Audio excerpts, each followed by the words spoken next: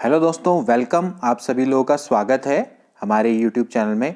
दोस्तों, हम लोगों ने पिछले बार मैथमेटिकल स्टैटिस्टिक्स के बारे में कुछ पॉइंट्स डिस्कस किए थे। हमने जाना था कि जो मैथमेटिकल स्टैटिस्टिक्स है वो क्या होती है, उसके बाद हमने उसमें क्या क्या चीज़ें आ सकती हैं उसके बारे में भी डिस्कस किया था। ओके, क्या मैथमेटिक्स स्टैटिस्टिक्स के एडवांटेज हैं डिफरेंट डिफरेंट फील्ड्स में, उनके बारे में हमने डिस्कस किया था, और इसकी क्या कमियां हैं उनके बारे में भी हमने डिस्कस किया था। इसके अलावा हम दोस्तों मेजर ऑफ सेंट्रल टेंडेंसी के बारे में डिस्कस करे थे। मेजर ऑफ सेंट्रल टेंडेंसी के बारे में हमने बताया था कि मेजर ऑफ सेंट्रल टेंडेंसी आपकी 5 तरह की होती है: arithmetic mean, median, mode, geometric mean and harmonic mean. Okay, तो ये दोस्तों ये बुक है fundamental of mathematical statistics, S C Gupta and V K Kapoor की बुक है। काफ़ी ऑथेंटिक बुक है। तो मेरा जो मोटिव रहेगा आपको इसी बुक से पढ़ाना रहेगा। ये स्टाइल काफ़ी अच्छा रहेगा दोस्तों कि मैं आपको डायरेक्टली पीडीएफ के थ्रू पढ़ाऊँ, तो इससे आपका भी समय बचेगा और मेरा भी काफ़ी समय बच जाएगा। ठीक है ना। तो आपको मैं बस इसमें चीज़ें जो इंपॉर्टेंट है वो समझाने की कोशिश करूंगा। ठीक है ना। तो मैंने लास्ट टाइम आपको बताया था कि देखिए एक आइडल मेजर क्या होता है। आइडल मेजर आपका क्या होता है कि जो प्रोफेसर यूल के द्वारा बताया गया था कि जो एक आइडल मेजर है उसको क्या होना चाहिए, should be rigidly defined, it should be comparable and easy to calculate. ठीक है ना। It should be based on all observation, वो सारे के सारे ऑब्जर्वेशन पे बेस होना चाहिए। It should be suitable for further mathematical treatment. ठीक है ना। इसके बारे में भी हमने डिस्कस किया था। It should be less affected by the fluctuation of sampling. ठीक है ना। और इसके अलावा it should B not affected much by the extreme value. ये हमने इसके बाद डिस्कस किया था। और ये भी चीजें हमने पढ़ ली थी दोस्तों कि अर्थमेटिक मीन क्या होता है। ठीक है ना। X bar is equals to 1/n summation I X I, इसके बारे में हमने पढ़ा था। ओके, और हमने इसके बाद अगर इनकी फ्रीक्वेंसी दी हुई है तो summation F I X I upon capital N, हमने इसके बारे में भी दोस्तों डिस्कस कर लिया था। ठीक है ना। अब इस पर बेस्ड कुछ क्वेश्चन है, आप ये क्वेश्चन खुद कर लीजिएगा ट्राई, इन पर हम ज्यादा ध्यान नहीं देंगे। हम दोस्तों लास्ट टाइम पढ़ लेते प्रॉपर्टी के बारे में। इसके अलावा भी एक इसका शॉर्टकट फॉर्मूला था जो कि मैंने आपको बताया था, X bar is equal to कितना होता है, A plus H upon N summation F I D I. काफी इंपॉर्टेंट है। ए को हम क्या बोलते हैं दोस्तों, एज्यूम मीन बोलते हैं। ठीक है, और इसके बारे में हम डिस्कस कर रहे थे। तो ये सब चीजें हमने लास्ट वीडियो में डिस्कस कर ली हैं दोस्तों, इसलिए मैं इसको नहीं पढ़ा रहा हूं। आपने अगर मेरी पुरानी वीडियो नहीं देखी है तो आप वहां पर जाइए, उस वीडियो को देखिए मैथमेटिकल स्टैटिस्टिक्स, उसके बाद यहां पर आइए तो आपको फायदा मिलेगा। ठीक है, अब देख लेते हैं प्रॉपर्टीज ऑफ अर्थमेटिक मीन। देखिए बहुत इंपॉर्टेंट प्रॉपर्टी है जो कि प्रॉपर्टी नंबर 1 है, कितने एग्जामों में आती है। Algebraic sum of deviation of a set of values from their arithmetic mean is always 0। यानी कि कहने का मतलब है summation X I minus X bar हमेशा क्या होता है दोस्तों, 0 होता है। अगर आप चाहें तो फ्रीक्वेंसी के टर्म में भी ले सकते हैं, कोई जरूरी नहीं है, लेकिन मैं आपको सिंपल टर्म में बताऊंगा कि summation of X I minus X bar हमेशा क्या होता है, 0 होता है। कि अगर आप जो सेट ऑफ वैल्यूज हैं उसका डेविएशन लें अर्थमेटिक मीन्स और उनका सम निकाले तो उसकी वैल्यू हमेशा क्या होती है, 0 होती है। इसको आप बहुत इजीली प्रूव कर सकते हैं। देखो कैसे हो जाएगा, समेशन एक्स आई, ठीक है, ये n है, माइनस क्या हो जाएगा, देखो समेशन एक्स बार। अब समेशन एक्स बार का मतलब क्या है, देखिए समेशन एक्स बार का मतलब ये है दोस्तों कि आपका ये है कांस्टेंट, तो यहां पर क्या आ जाएगा, देखो n एक्स बार आ जाएगा। ठीक है, ओके। और इसके बाद आपको पता है भाई summation of X I can be written as N X bar, okay, minus ये हो जाएगा N X bar is equals to क्या आ जाएगा, ऑफ कोर्स ये दोनों कट जाएंगे तो इसकी वैल्यू क्या आ जाएगी, 0 आ जाएगी। देखो समेशन एक्स आई आपका एन एक्स बार कैसे आया, क्योंकि हम जानते हैं कि जो एक्स बार होता है वो कितना होता है, 1/n समेशन एक्स आई होता है ना।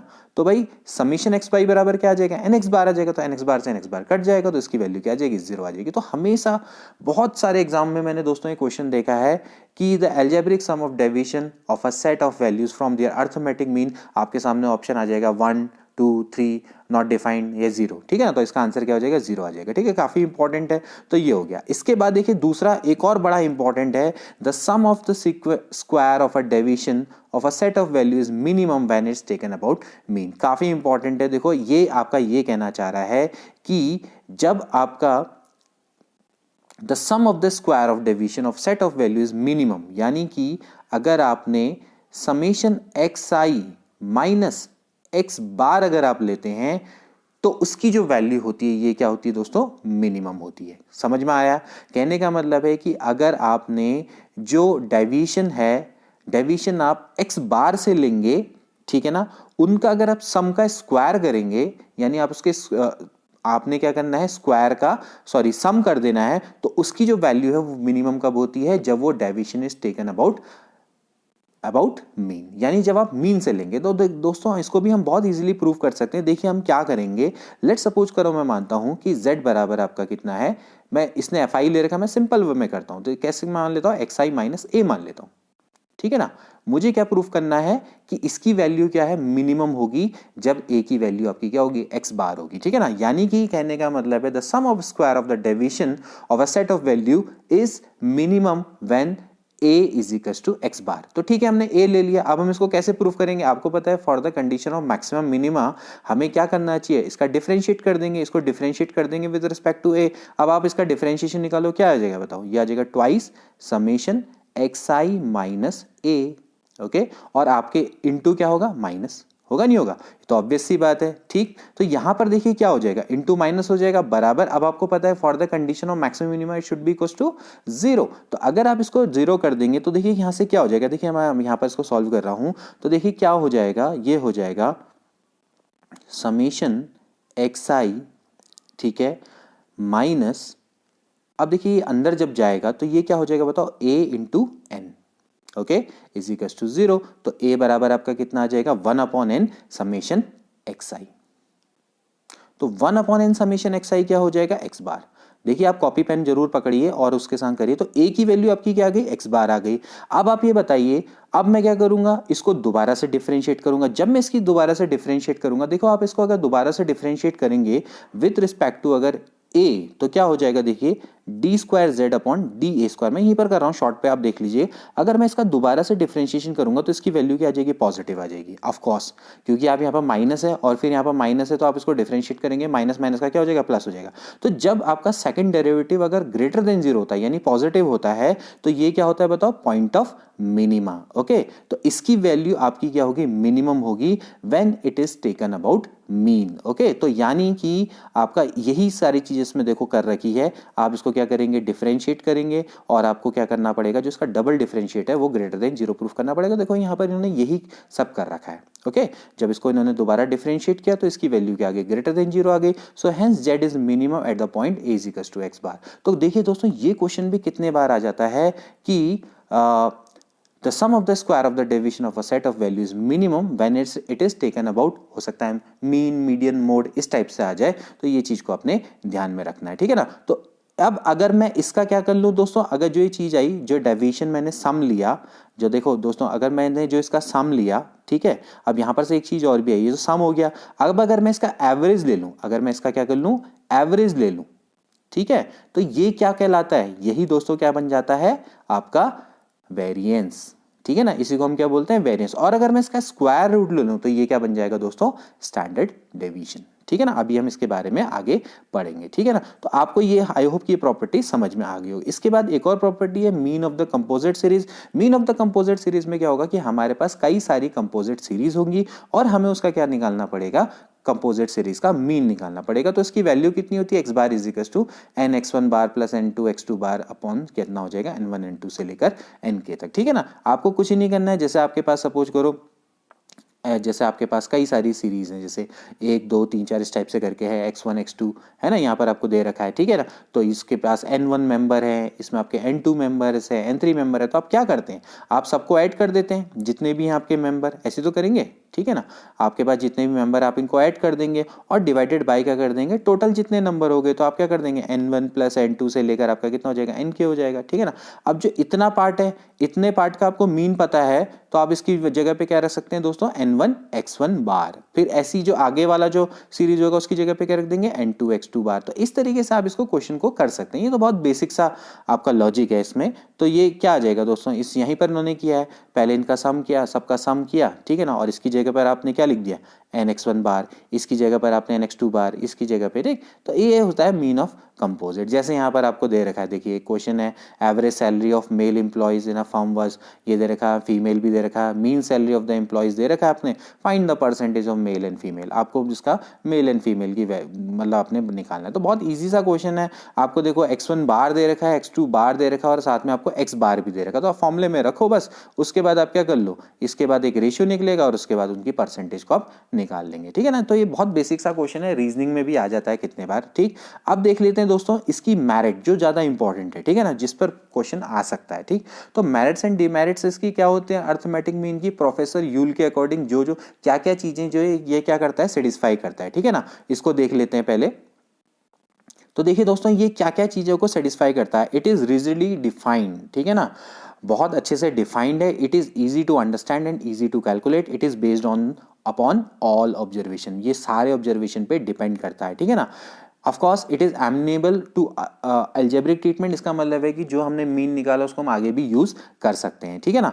जैसे कि आप देख सकते हैं, ठीक। तो जैसे कि हम क्या कर रहे हैं, हम एक मीन निकाल लें, एक कंपोजिट सीरीज का मीन निकाल लें, उसके बाद हम उस मीन को हम आगे जाके टोटल मीन निकालने के लिए हम उसका यूज़ करें। इसका मतलब है कि it is amenable for further algebraic treatment, ठीक है ना। इसके बाद arithmetic mean is affected least bye the fluctuation of sampling. जितने भी एवरेजेस हैं कौन कौन है, मीन, मीडियन, मोड, है ना, हार्मोनिक मीन और इसके अलावा ज्योमेट्रिक मीन, जितने भी एवरेजेस हैं उनमें से सबसे कम ये अफेक्टेड होता है फ्लक्चुएशन ऑफ सैम्पलिंग, ठीक है ना। तो ये हम कह सकते हैं कि अर्थमेटिक मीन आपका क्या एक स्टेबल एवरेज है। देखिए इस पर भी क्वेश्चन आया है कि अर्थमेटिक मीन स्टेबल एवरेज है। सबसे ज्यादा आपसे पूछा जाता है सबसे ज्यादा स्टेबल एवरेज कौन सा है, तो सबसे ज्यादा स्टेबल एवरेज कौन सा है, मीन है। कभी क्वेश्चन आ जाएगा भाई मीन है, मीडियन है, मोड है, ठीक है ना। तो इस टाइप के क्वेश्चन देखिए दोस्तों आते हैं जनरली एग्जाम में, ठीक है ना।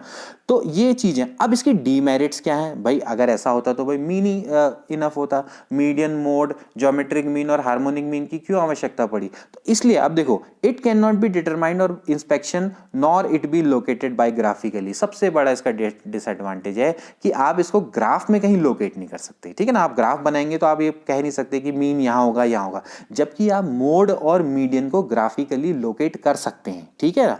तो ये सबसे बड़ा इसका डिसएडवांटेज है, ठीक है ना। और इसके बाद arithmetic mean can not be use if we are dealing with qualitative characteristic. Okay, ये क्वांटिटेटिव कैरेक्टरिस्टिक के लिए तो ठीक है, लेकिन क्वालिटेटिव कैरेक्टरिस्टिक के लिए सही नहीं है। जैसे इंटेलिजेंस है, ऑनेस्टी है, ब्यूटी है, यहां पर नहीं हो सकता, ठीक है ना। यहां पर आपका क्या होता है कि मीडियन यूज हो जाता है, ठीक। इसके अलावा arithmetic mean can not B obtain if the single observation is missing. एक और सबसे बड़ा डिसएडवांटेज कि सपोज करो अगर एक ऑब्जर्वेशन मिस हो गया तो आप अर्थमेटिक मीन नहीं निकाल पाएंगे, ठीक है ना। आप ऐसा नहीं कर सकते कि भाई एक ऑब्जर्वेशन को ड्रॉप करके अर्थमेटिक मीन निकाल दो, तो उससे आपका पूरा डेटा ही चेंज हो जाएगा, ठीक है ना। तो ये भी इसका सबसे बड़ा डिसएडवांटेज है। Arithmetic mean is affected very much by the extreme value, ठीक है ना। तो extreme item arithmetic gives a disordered picture of distribution and no longer remains representative of the distribution, ठीक है ना। जैसे एक्सट्रीम वैल्यू पे सपोज करो अगर आपने बहुत ज्यादा वैल्यू रख दी, जैसे मैंने पिछले बार बताया था ना आउटलायर, ठीक है। एक आउटलायर क्या कर सकता है, पूरे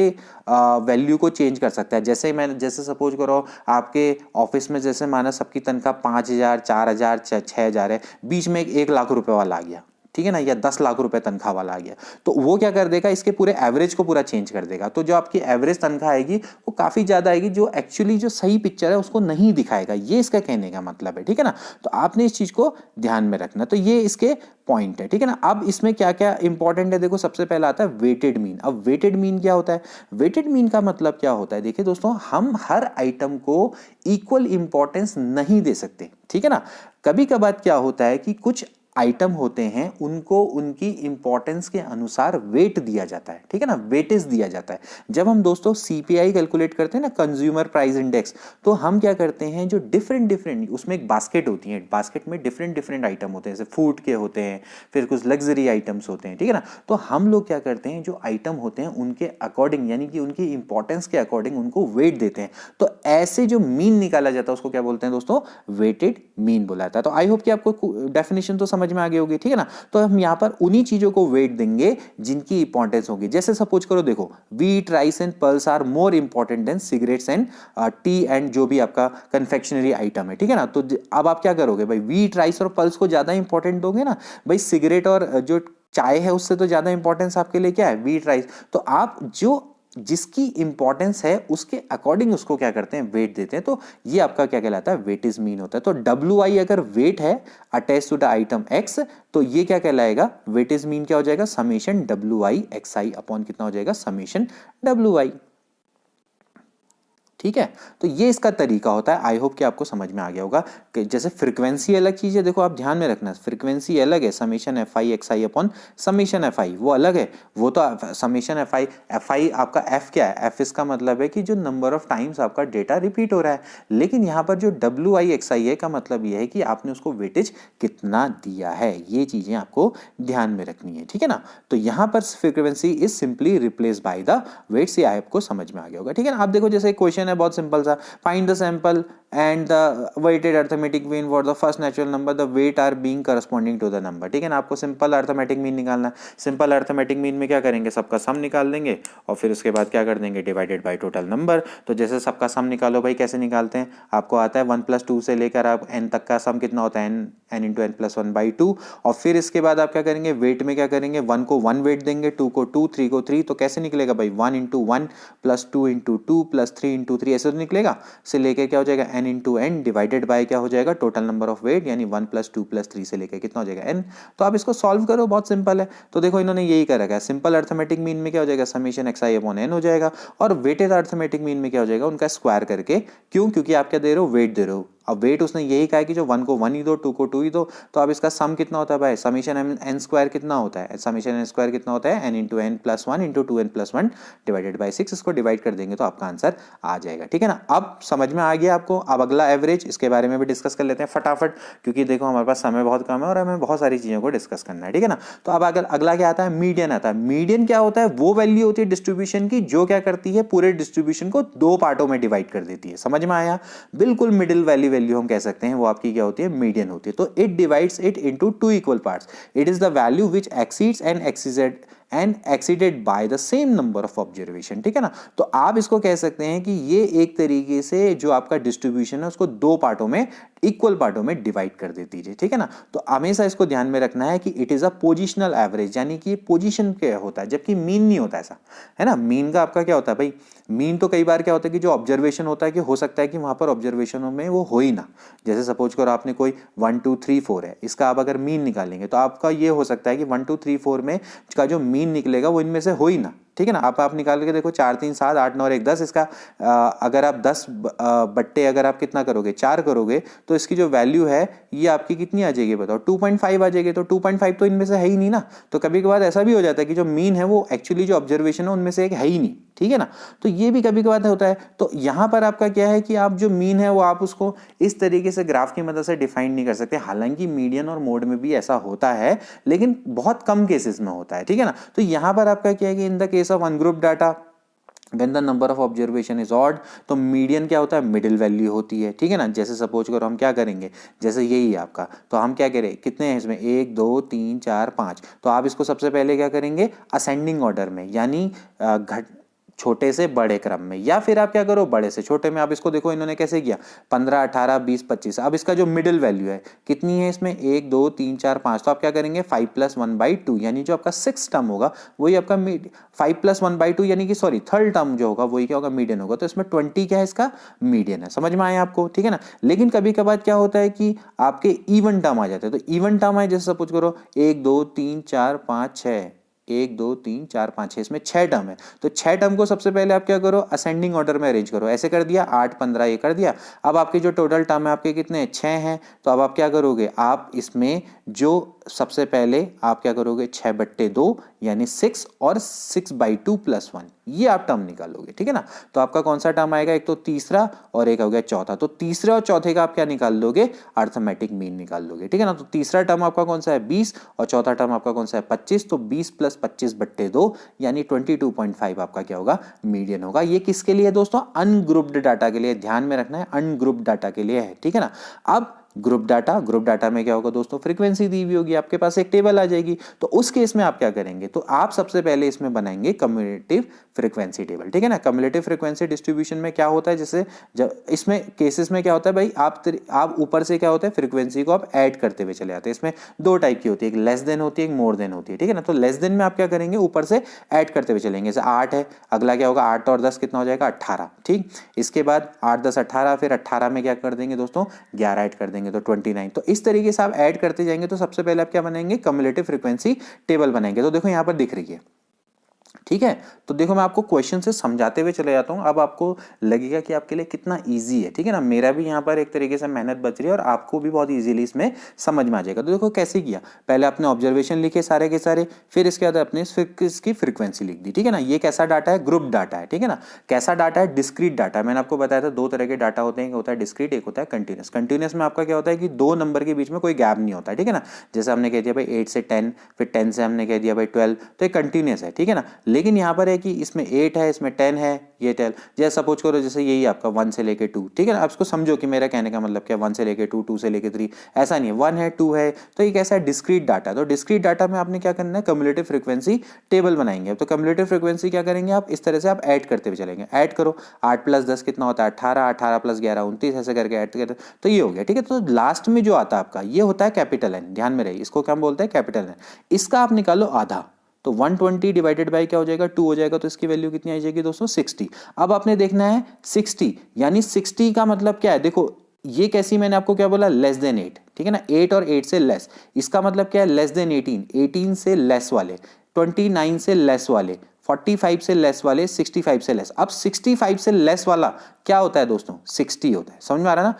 65 से लेस वाले क्या होंगे, 60, क्योंकि हमारा 60 था ना। तो कहने का मतलब ये है कि आपका, अब आप देखोगे जो 65 से जस्ट लेस वाले आपके कौन सा है, देखो ये आपका कौन सा दिख रहा है, 5 दिख रहा है ना, तो ये वाला आपका है, ठीक है ना। तो ये आपका है, आपको ध्यान में रखना है कि जो जस्ट 60 से ऊपर वाले जो आपका जो हम कह सकते हैं ना कि एक तरीके से हमें 60 है, तो 60 से जस्ट ऊपर ग्रेटर वाली आप कम्युलेटिव फ्रीक्वेंसी देख लो, तो ये आपकी 65 वाली है। तो 65 के जस्ट सामने वाली जो एक्स की वैल्यू होगी वही आपका क्या होगा, मीडियन होगा। समझ में आ रहा ना। तो अब इसको हम क्या बोलते हैं, जो आपके सामने, सो इट इज, अगर ये तो आपका दोस्तों कैसा है डिस्ट्रीब्यूशन, डिस्क्रीट डिस्ट्रीब्यूशन है। लेकिन अगर सपोज करो ये कंटिन्यूस फ्रीक्वेंसी डिस्ट्रीब्यूशन है, तो क्या करते हैं, कंटिन्यूस फ्रीक्वेंसी डिस्ट्रीब्यूशन में हम क्या करते हैं, हम सबसे पहले क्लास चुनते हैं। क्लास वाली जो क्लास होती है वो क्या होती है दोस्तों, मीडियन क्लास होती है। अब जैसे सपोज करो यही क्लास होती है, तो हम यहाँ पर इसके सामने वाली हम क्लास को चुन लेते, तो वो हमारी क्या हो जाती है, मीडियन क्लास होती है। तो इसका फॉर्मूला काफी इंपॉर्टेंट है, इस फॉर्मूले को आपने ध्यान में रखना है दोस्तों, ये आ भी सकता है एग्जाम में, तो आपने ध्यान में रखना है फॉर्मूले को, सबसे इंपॉर्टेंट है, इसको ध्यान में रखना। L = कितना होता है, H/F n/2 - c, बहुत इंपॉर्टेंट फॉर्मूला है, इसको दोस्तों ध्यान में रखेंगे, ठीक है ना। तो ये आपको ध्यान में रखना ही रखना है। मीडियन L = क्या होता है, H/n n/2 - c। n/2 क्यों आ रहा है, क्योंकि ये आपका क्या करता है, डाटा को 2 बराबर भागों में तोड़ता है, इसलिए मीडियन है। अभी अब आप जाके क्वार्टाइल पढ़ोगे, परसेंटाइल पढ़ोगे, तो जो क्वार्टाइल होता है वो आपका क्या होता है, एक तरीके से 4 भागों में डिवाइड कर देता है। जो आपका डेसाइल होता है वो 10 भागों में डिवाइड कर देता है। परसेंटाइल 100 भागों में डिवाइड कर देता है। तो फॉर्मूला यही रहेगा, जैसे मीडियन 2 भागों में डिवाइड कर रहा, तो L + H/F n/2 - c, ठीक है ना। अगर आपका ये क्वार्टाइल होता है, यानी Q1 होता, सपोज करो पहला वाला, तो वो क्योंकि 4 भागों में डिवाइड करा, तो यहाँ पर क्या हो जाएगा, n/4 हो जाएगा फर्स्ट वाला। इस तरीके से ये फॉर्मूले निकलते हैं, आपको आप आगे भी पता लगेगा धीरे धीरे, कोई बात नहीं, लेकिन फिलहाल ये समझ लो। जहां L का मतलब क्या है समझ लो, जो हमने मीडियन क्लास चुनी उसकी लोअर लिमिट, F क्या होती है, फ्रीक्वेंसी ऑफ मीडियन क्लास, जो हम मीडियन क्लास हो गए उसकी frequency, H magnitude of median class, यानी उनके बीच का डिफरेंस x2 - x1, और C का मतलब होता है cumulative frequency class preceding the median class. कहने का मतलब है कि जो आपकी मीडियन क्लास होगी ना, सपोज करो जैसे आपकी यहाँ पर आपकी मीडियन क्लास है, तो इसकी यहाँ पर फ्रीक्वेंसी लिखी होगी और यहाँ पर लिखी होगी कम्युलेटिव फ्रीक्वेंसी। तो इस मीडियन क्लास के जो जस्ट ऊपर वाली क्लास होगी, इसकी जो कम्युलेटिव फ्रीक्वेंसी होगी, इसकी बात चलिए, ठीक है ना। अभी आपको समझ में आ जाएगा एग्जांपल। तो देखो ये डेरिवेटिव दिया हुआ है, ये फालतू इसकी कोई जरूरत नहीं है। देखो यहाँ पर जैसे हमें निकालना है, सपोज करो मुझे मीडियन निकालना है, कई लोगों को मीडियन निकालना नहीं आता है, ठीक, लेकिन आप यहाँ पर से आज सीख के जाओगे आज, ठीक है। तो कैसे कैसे निकालते हैं, देखो, find the median wages of the following distribution. कैसा डिस्ट्रीब्यूशन है, कंटिन्यूस है, ठीक है ना। अब आप कैसे निकालेंगे, सबसे पहले तो आप इसकी कम्युलेटिव फ्रीक्वेंसी निकालो, जो कि हम करते हुए आते हैं। 3 + 5 कितना होता है, 8, 8 + 20 होता है 28, 28 10 आपका कितना हो गया 38, और 5 कितना हो गया 43। अब आप सबसे पहले क्या करोगे, 43 का आधा कर दोगे, तो कितना आ जाएगा 21.5। अब 21.5 से जस्ट ऊपर वाला कौन है, 28 है, देखो ध्यान से, ठीक। तो 28 के जस्ट सामने वाली देखो क्या है, 40 से लेके 50, ये आपकी क्या है दोस्तों, मीडियन क्लास है। अब आपको क्या क्या चाहिए, ये है L, जो 40 क्या है, L है, ठीक है ना। तो फॉर्मूला क्या होता है, फॉर्मूला होता है अभी आपको ऊपर बताया था, क्या बताया था फॉर्मूला, ये है, देख लो क्या है फॉर्मूला, ये है L + H/F n/2 - c, ठीक है ना। तो आप इसको ध्यान में रखो। तो देखो क्या हो जाएगा, फॉर्मूला हो जाएगा, फॉर्मूले के अकॉर्डिंग हम क्या रखेंगे, देखो मैं यहाँ पर लिख भी देता हूँ, आपको सिंपल हो जाएगा। क्या होता है फॉर्मूला होता है L plus H upon F n/2 minus C. अब आप उसके अकॉर्डिंग रखते चले जाओ, ठीक है ना। अब इसमें बताओ L कितना है, मीडियन क्लास का लोअर लिमिट कितनी है, 40 है। H कितना दिख रहा है इनके बीच का डिफरेंस, 10, ठीक है। और उसके बाद जस्ट सामने वाली फ्रीक्वेंसी कितनी है, F कितनी है, 20, ठीक है ना। ये 20 तक आ गई। अब इसके बाद मैंने जैसे पहले ही बोला n/2 आधा कितना निकाला हमने, 21.5 निकाला है, ठीक है ना। और हमने बोला कि जो आपकी C है वो C क्या है, इसके जो जस्ट ऊपर वाली जो क्लास है उसकी जो कम्युलेटिव फ्रीक्वेंसी है वो कितनी है, 8 है। समझ में आया। तो यहां पर देखो ये फॉर्मूले में रख दिया, बहुत सिंपल। देखो ये आपका L है, ठीक है, और आपका क्या होता है L plus H upon F, और ये हो गया n/2 माइनस सी, ठीक है ना। तो इस फॉर्मूले को रखो, आंसर निकाल लो, क्या दिक्कत है इसमें, ठीक। तो बाकी इस तरीके से इसमें क्वेश्चन होते हैं, आप इसके ट्राई करिएगा। तो ठीक, अब हम इसके बारे में पढ़ लेते हैं कि भाई इसकी मेरिट्स एंड डीमेरिट्स क्या क्या है। मेरिट्स एंड डीमेरिट्स इसके दोस्तों क्या क्या है कि इट इज रीजनली डिफाइंड, ठीक हो गया। It is easy to understand, easy to calculate, है ना, बहुत इजीली इसको हम क्या कर सकते हैं, ग्राफिकली हम इसको लोकेट भी कर सकते हैं, ठीक है ना। खाली हम इंस्पेक्ट करके भी इसको निकाल सकते हैं, ठीक है ना। It is not at all affected by the extreme value, क्योंकि हम देखो मीडियन में हम क्या करते हैं, अरेंज करते हैं डाटा को, ठीक है, कैसे, फ्रॉम लो टू हाई, ठीक है ना। उसके बाद हम क्या करते हैं, जस्ट मिडिल वैल्यू तो देखते हैं, हमें एक्सट्रीम वैल्यू से क्या मतलब। आप एक्सट्रीम की कुछ वैल्यू गायब भी कर दोगे तो भी कोई फर्क नहीं पड़ता, या उसको चेंज भी कर दोगे तो भी कोई फर्क नहीं।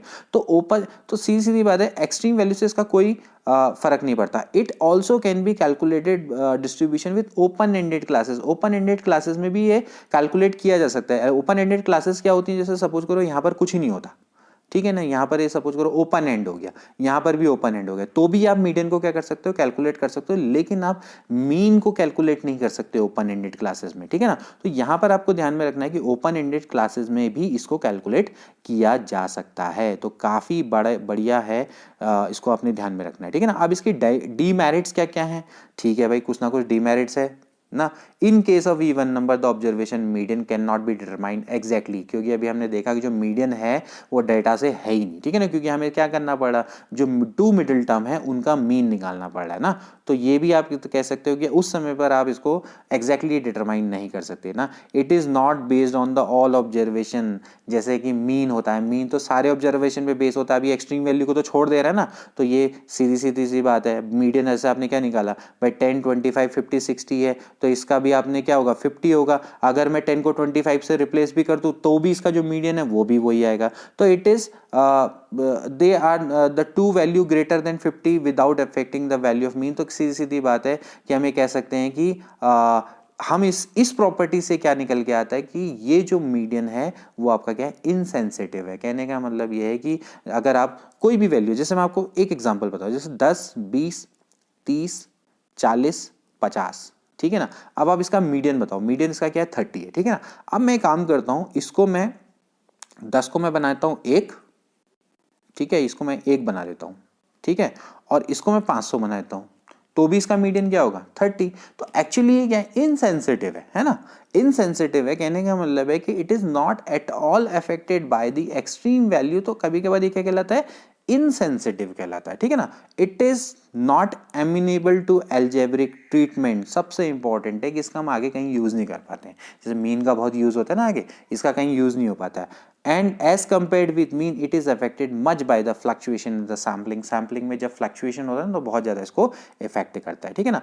अच्छा, ठीक हो गया। अब इसके यूजेस क्या क्या हैं, देखिए, median is only average to be use while dealing with the qualitative data. इस तरह का क्वेश्चन बहुत आता है कि क्वालिटेटिव डाटा में हम किस तरह के एवरेज का यूज कर सकते हैं, ठीक है ना। तो क्वांटिटेटिवली हम जिस डाटा को क्वांटिटेटिवली मेजर नहीं कर सकते, यानी कि क्वालिटेटिवली डाटा में ये यूज हो सकता है, ठीक है ना। क्योंकि हमें क्या कर सकते हैं, क्योंकि हमें इसमें करना क्या होता है, अरेंज करना होता है इनको असेंडिंग और डिसेंडिंग ऑर्डर ऑफ मैग्नीट्यूड, ठीक है। तो बहुत, जैसे to find the average intelligence, average honesty among the group of people, तो आप इसको इजीली निकाल सकते हैं, ठीक है ना। और इसके बाद बहुत इंपॉर्टेंट, जैसे it is use to determine the typical value of problem concerning wages, distribution and wealth, वहां पर इसका दोस्तों यूज हो जाता है। तो इसके बाद अगला मेजर क्या आता है, मोड।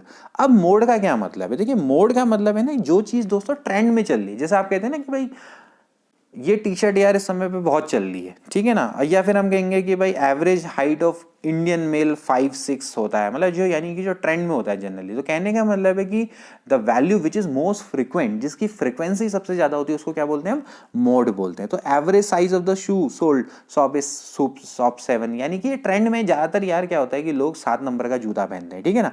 तो इसी तरीके से average student in a hotel spends 150 per month, यानी एक बंदा है वो होटल में 150 रुपये पर मंथ बेचता है, मतलब खर्च करता है, ठीक है ना। इस टाइप का रहता है। तो यानी कि ये जो केसेस हैं दोस्तों, क्या है, ये एक तरीके से बताता है कि ये जितने भी एवरेजेस हैं ये क्या रिप्रेजेंट करते हैं, मोड। देखिए दोस्तों, आपके सामने ना पता है ये स्टेटमेंट आ सकता है डायरेक्टली कि भाई आप ये बताओ कि एवरेज स्टूडेंट होटल में स्पेंड करता है 150 रुपये, ये किस तरीके का। तो आपका मीन है, मीडियन है, मोड है। अगर आपको मोड की अच्छी नॉलेज नहीं होगी तो आप मीन माराओगे वहाँ पर टिक ना। तो कहने का मतलब है कि जो मोड है वो क्या दिखाता है, मोस्ट फ्रिक्वेंट, यानी डाटा आपका क्या है, ट्रेंडिंग में चल रहा है, सबसे ज्यादा आपको लोग उसको फ्रिक्वेंटली यूज करते हैं, तो वो चीज आपकी क्या है, मोड है। तो mode is the value which occur most frequently in a set of observation, ठीक है ना। तो ये चीज होता है, ठीक। और इसके अलावा जैसे कि आप ये भी कह सकते हैं around which the other item of the set cluster densely, ठीक है ना। तो ये इसको आपने ध्यान में रखना होगा, ठीक है। अब मोड को निकालने के तरीके, जैसे सपोज करो आप देख सकते हैं यहाँ पर कि भाई ये x 1 2 3 4 5 6 7 है। अब आप देख सकते हैं इसमें सबसे ज़्यादा मोस्ट फ्रिक्वेंट कौन है, 4 है। तो इसका ऑफकोर्स क्या है, मोड है इसका कितना है, 4 है, ठीक है ना। बट होता क्या है कि आपने देखना है कि any one of the following cases the maximum frequency is repeated, the maximum frequency is very beginning at the end of the distribution and there is a irregulation of the distribution, then the mode of value is determined by the method of grouping. वैसे चलो ये तो नहीं आएगा, लेकिन चलो फिर भी मैं आपको इसके बारे में बता देता हूँ। होता क्या है कि कभी कभार क्या होता है ना कि मैक्सिमम ऐसे तो हमने देख लिया कि भाई चलो ठीक है, क्योंकि ये थोड़ा सा मिडिल में है तो आप इजीली आप इसको कैलकुलेट कर दिया। अब अगर स्टार्टिंग में ही जैसे आपका डेटा है वो वहां पर मैक्सिमम फ्रिक्वेंसी हो गई, तो उस केस में आपका क्या होगा ना कि जो मोड है वहां पर आपका क्या होगा, ग्रुपिंग हमें करनी पड़ेगी। जैसे सपोज करो यहाँ पर ये अगर सपोज करो 25 हो जाता, ठीक है ना, और फिर यहाँ पर डेटा नीचे, फिर ऊपर, नीचे नीचे, तो इस टाइप का अगर डेटा होता है ना, इरेगुलेटरी टाइप की होती, तो वहां पर क्या होता है कि हम कह सकते हैं वह मोड कैलकुलेट करना मुश्किल हो जाता है। ऐसी जैसे मैक्सिमम फ्रीक्वेंसी का रिपीट हो जाए, यहाँ पे भी 25 हो जाए, यहाँ पे भी 25 हो जाए, तो बाई मॉडल डाटा बन जाएगा, ठीक है ना। तो उस केस में भी आपका क्या होगा कि फ्रीक्वेंसी क्योंकि रिपीट हो रही है, 2 बार फ्रीक्वेंसी आ रही, तो बाई मॉडल वहाँ पर उसकी जो मोड है उसकी वैल्यू क्या हो जाएगी, 2 निकल जाएगी, या 2 से ज़्यादा हो सकते हैं, ठीक है ना। तो इस चीज़ को भी ध्यान में रखना होता है। और इरेगुलरिटी की जैसे मैंने बात की, इरेगुलरिटी की मैंने बात की कि जैसे होता क्या है कि डेटा एकदम इरेगुलर है, जैसे कभी एकदम हाई फ्रीक्वेंसी फिर एकदम लो है, फिर एकदम 5, जैसे आप यहाँ पर देख सकते हो। यहाँ पर तो सिंपल है कि भाई तेरे को 4 से 9 गई, 9 से 16 गई, 16 से 25, मतलब बढ़ती चली जा रही है, फिर एक तरीके से घटती चली जा रही है बहुत ईजिली। तो सिंपल है, मतलब डेटा आपका स्मूथ है, ठीक है ना। लेकिन अब अगर आप ऐसा हो जाए भाई 4 है, इसके बाद 50 हो जाए, 50 से फिर 2 हो जाए, फिर अजीब टाइप का ना, तो वहां पर भी आपको मोड के लिए क्या होता है, मेथड ऑफ ग्रुपिंग अपनानी पड़ती है। अब मेथड ऑफ ग्रुपिंग क्या होती है उसको आप फिलहाल अभी रहने दो, क्योंकि वो आपके अभी आउट ऑफ सिलेबस है, ये आपके नहीं आएगा, इतने लेवल का मुझे पता है कि नहीं देगा आयोग, ठीक है ना। तो यहां पर आपको करना क्या है, देखिए आपको ध्यान में रखना है फॉर्मूला क्या होता है। देखिए मोड इज इक्वल टू होता है L प्लस, ये जो फॉर्मूला है इसको आपने ध्यान में रखना है, L प्लस ये होता है H F1 minus F0 upon 2F1 minus F0 minus F2। ये कब होता है, देखिए दोस्तों, ये है मोड का फॉर्मूला जब आपके पास कंटिन्यूअस फ्रीक्वेंसी डिस्ट्रीब्यूशन होता है। L क्या होती है, आपकी लोअर लिमिट होती है। H जैसे मैंने पहले ही बोला कि आपका जो क्लास में जो आपकी क्लास इंटरवल है, क्लास इंटरवल की आपका की जो विड्थ है, ठीक है ना। F1 F0 F1, अब आपका क्या है, देखिए ये होती है फ्रीक्वेंसी, जैसे क्या होगा भाई, आपका क्या होगा F0 F1 और F2, ठीक है ना। तो आपकी ये आपकी मॉडल क्लास की फ्रीक्वेंसी होगी F1, F0 जस्ट इससे ऊपर वाली क्लास की फ्रीक्वेंसी, और F2 जस्ट इससे नीचे वाली क्लास की फ्रीक्वेंसी। तो इस फॉर्मूले की मदद से आप मोड को फाइंड आउट कर सकते हैं। बहुत इजी है, बहुत इजीली ये याद भी हो जाता है, ठीक है ना। अब इसके बाद इसका डेरिवेशन देखिए, यहां पर डेरिवेशन तो इंपॉर्टेंट नहीं है, लेकिन यहां पर जो एक चीज दिखाई गई है वो बड़ी इंपॉर्टेंट है। देखिए मोड को आप हिस्टोग्राम की मदद से कैसे कैलकुलेट करेंगे। जैसे सपोज करो आपके पास ये हिस्टोग्राम दिया हुआ है, तो अगर आप हिस्टोग्राम में जैसे सपोज करो अगर ये कंटिन्यूस फ्रिक्वेंसी डिस्ट्रीब्यूशन नहीं होता तब तो हम क्या करते हैं भाई, डायरेक्टली जहाँ पर फ्रिक्वेंसी सबसे ज़्यादा है वो हम निकाल लेते। लेकिन जब ये ऐसा हो तो हम क्या करेंगे, जैसे माने 10 से 20 है, 20 से 30 है, अब क्या करें भाई ना, तो हम क्या करते हैं, देखो जैसे ये है, ये तो हमें पता है कि भाई सबसे हाईएस्ट बार है, ठीक है, ये तो मोड होगा। लेकिन मोड इसमें कौन सा होगा, 20 से लेके 30 के बीच में कौन सा होगा, तो हम इसको कैसे करते हैं, हम इसको ऐसे निकालते हैं। देखो जो सबसे बड़ा वाला जो बार है उसको चेक करते हैं, यहां से देखो हम ऐसे ज्वाइन करते हैं, यहां से इसको ऐसे ज्वाइन किया और इस कोने से इसको ज्वाइन किया, समझ में आ रहा है ना। और फिर हम जहां पर ये इंटरसेक्ट कर रहा है, इस इंटरसेक्ट से हम डालेंगे नीचे परपेंडिकुलर, तो ये जो वैल्यू होगी ये क्या होगी दोस्तों, मोड की वैल्यू होगी। तो आप इस तरीके से हिस्टोग्राम में निकालेंगे। फिर से समझा देता हूं, देखो यहां पर दिखा भी रखा है, देखिए पहले आप सबसे क्या करेंगे, ये किसके लिए, लेकिन ध्यान में रहेगा कंटिन्यूस फ्रीक्वेंसी डिस्ट्रीब्यूशन के लिए, ठीक है ना। आप क्या बनाएंगे, हिस्टोग्राम बनाएंगे, हिस्टोग्राम बनते गए, ये बनाया, ठीक, ये फिर ये सबसे हाईएस्ट है, मान लेते हैं ये सबसे हाईएस्ट है, ठीक है, ये ठीक है। अब आपको पता है कि ये आपकी मॉडल क्लास है ना, ये मॉडल क्लास है। अब आपको मोड निकालना है, तो आप ग्राफिकली कैसे निकालेंगे, आप इस कोने से यहां मारेंगे और इस कोने से यहां टच करेंगे, ठीक है ना। तो जहां पर ये इंटरसेक्ट हो रहे, इसको जब आप नीचे ऐसे परपेंडिकुलर डालेंगे तो एक्स एक्सिस पे जहां पर एक टच होगा वही आपका क्या होगा, मोड होगा। तो ग्राफिकली इस तरीके से आप फाइंड आउट कर सकते हैं, ठीक है ना। तो बहुत इजी है। अब देखो जैसे मोड को निकालना है, कैसे निकालेंगे, देखो आपके पास मॉडल, आपके पास मोड निकालना है अपने फॉलोइंग डिस्ट्रीब्यूशन का, 0 से 10, 10 से 20, इस तरह से निकालना है, ठीक है ना। अब कैसे निकालेंगे, देखिए सबसे पहले आप देखेंगे कि भाई मैक्सिमम फ्रीक्वेंसी किसकी है, मैक्सिमम फ्रीक्वेंसी कितनी है, 28 है, तो ये आपकी क्या है, मॉडल क्लास है। तो इसमें एल कितना है, 40, एल कितना है, 40। अब जो फॉर्मूला था वो क्या था, एफ, ठीक है, F1 माइनस F0 अपॉन क्या था आपका, twice F1 minus F0 minus F2, इस टाइप से था। तो आप बस इसको इस फॉर्मूले में रख दो, तो देखो क्या है, देखो यहाँ पर हो जाएगा 40 प्लस ये हो जाएगा 10 इनकी ये, और इसके बाद ये आपका कितनी है, फ्रीक्वेंसी आपकी कितनी है, 28, ठीक है ना, 28 माइनस इसके बाद क्या हो जाएगा, इससे पहले वाली फ्रीक्वेंसी, ये देखो ये F0 है, ये F1 है, ये F2 है, बस इस फॉर्मूले में रख दो और आसानी से मोड को निकाल लो, ठीक है ना। तो बहुत सिंपल है, इसको ज़्यादा डिस्कस करने की आवश्यकता नहीं है। अच्छा, अब एक और इंपॉर्टेंट फैक्ट जो कि आपने ध्यान में रखना है कि मोड को आप मीन और मीडियन की मदद से भी आसानी से एस्टिमेट कर सकते हैं, लेकिन ध्यान में रखना है कि कौन कौन सी कंडीशन में ये फॉर्मूला अप्लाई होगा। देखिए दोस्तों, जब आपके पास सिमेट्रिकल डिस्ट्रीब्यूशन होता है, सिमेट्रिकल डिस्ट्रीब्यूशन इस तरीके का होता है, ठीक है ना, जो बिल्कुल सिमेट्रिकल होता है, अभी हम इसके बारे में डिस्कस करेंगे आगे, कोई बात नहीं। सिमेट्रिकल डिस्ट्रीब्यूशन होता है ना, जैसे आपकी मिरर इमेज बन रही, तो इस टाइप के डिस्ट्रीब्यूशन के लिए मीन, मीडियन, मोड तीनों होते हैं बराबर।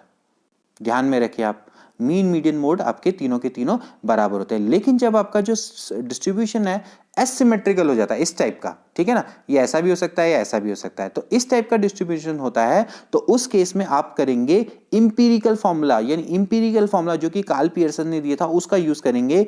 इस फॉर्मूले को आप सीधे ऐसे याद करेंगे कि मीन माइनस मीडियन बराबर 1/3 मीन माइनस मोड, यानी कि मीन का मीडियन से जितना डिफरेंस होता है वो मोड से डिफरेंस का 1/3 टाइम्स होता है। या फिर आप इसको ऐसे भी याद कर सकते हैं, mode is equal to thrice median minus twice of mean. Very important formula, ये बहुत एग्जाम में आता है। इसकी आपको मीडियन दिया होगा, मीन दिया होगा और आपको मोड निकालना होगा, या आपको मीडियन दिया होगा और मोड दिया होगा और आपको मीन निकालना होगा। तो इसको भी आपने ध्यान में रखना होगा, ठीक है ना। इसके अलावा कभी कभार देखो क्या होता है कि जैसे जो अभी हमने ऊपर फॉर्मूला पढ़ा था, तो सम टाइम क्या होता है कि ट्वाइस एफ के, जो मैंने अभी फॉर्मूला बताया था ना, twice F1 minus F0 minus F2 twice, ठीक है ना, इसमें कभी कभार क्या होता है, इसकी वैल्यू 0 आ जाती है। तो आप उस केस में क्या करेंगे, आप इनका क्या ले लेंगे, आप क्या ले लेंगे, इनका मॉड ले लेंगे, ठीक है ना। चलो वैसे कभी इसका, वैसे अभी मुझे नहीं लगता कि इतने लेवल तक आता है, लेकिन चलो कोई बात नहीं, आ भी सकता है। तो आप ध्यान में रखना है कि जो फॉर्मूला था आप वहां पर क्या कर लेंगे, मॉड, मतलब उसकी जगह पे क्या ले लेंगे, मॉड ले लेंगे। अब फटाफट इसकी मेरिट और डिमेरिट्स के बारे में डिस्कस कर लेते हैं। मोड क्या होता है, बहुत ईजिली कंपेरिजेबल होता है, ठीक है ना, कॉम्प्रिहेंसिबल होता है, ईजी टू कैलकुलेट होता है। लाइक मीडियन मोड बहुत मतलब ये they can not B calculate merely by the inspection. Mode तो आप बहुत इजीली, आप इंस्पेक्शन से पता लग जाएगा, कर्व है तो डेफिनेटली क्या है, मोड है, सबसे हाईएस्ट जो वैल्यू है जहां पर फ्रीक्वेंसी क्या है, सबसे हाईएस्ट है, ठीक है ना। Mode is not all affected by the extreme value like median. ठीक है ना। Mode can be conveniently located even the frequency has class interval of unequal magnitude provided by the modal class and the class preceding and succeeding it are the same magnitude, ठीक है ना। तो it is सीधी बात है, open ended classes हैं, also do not pose any problem to the location of mode, ठीक है ना। तो ये सिंपल है, ये वही हम कह सकते हैं कि वही मेरिट्स है जो कि मीडियन की है, ठीक है ना। अब इसकी सबसे पहले देख लेते हैं मोड, इसकी demerits. Mode is ill defined, देखिए ये क्वेश्चन भी आया हुआ है कि व्हाट इज इल डिफाइंड, तो कभी ये हो सकता है, ठीक है ना। It is not always possible to find clearly defined mode. देखिए होता है ऐसा कि आप डिफाइंड मोड को आप नहीं पा सकते, ठीक है ना। कई बार कभी कभार क्या होता है, टू मोड्स मिल जाते हैं, जैसे कि आपने बताया कि जैसा आपने बोला था ना कि भाई फ्रीक्वेंसी अगर ज़्यादातर इरेगुलर डिस्ट्रीब्यूशन है फ्रीक्वेंसी का, और क्या कहते हैं स्टार्टिंग में ही मैक्सिमम फ्रीक्वेंसी मिल जा रही है, तो वहाँ पर बाई मॉडल हो जाता है, ठीक है ना। टू मोड से ज़्यादा तो मल्टी मॉडल हो जाता है, तो वहाँ पर भी क्या होता है, इल डिफाइंड हो जाता है। इसके बाद it is not based on all observation like median, ठीक है ना। It is not capable for further mathematical treatment, जैसे कि मैंने बताया इसका आप कहीं आगे यूज़ नहीं कर सकते, ठीक है ना। As compare the mean mode is more affected by the fluctuation of the sampling, ठीक है ना। यानी कि ग्रेटर एक्सटेंट में ये फ्लक्चुएशन ऑफ सैम्पलिंग से काफ़ी अफेक्टेड होता है, ठीक है ना।